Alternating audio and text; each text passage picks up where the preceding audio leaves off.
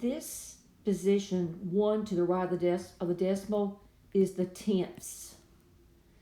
So clue 1 says D equals 54 divided by 25. Well, you could do long division. I'm not actually going to do it, but you could do long division and you would know what the tenths position was. Okay? So clue 1 works. Clue 2, 1000D,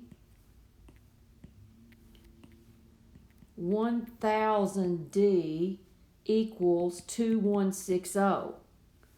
So if you divided both sides by 1,000, that's going to move the decimal 3 places to the left. And that would give me, not that you have to, but I'm going to go ahead and do it since it's easier. We know the tenths place would be a 1. Okay? So both of those clues work independently. Your answer is D.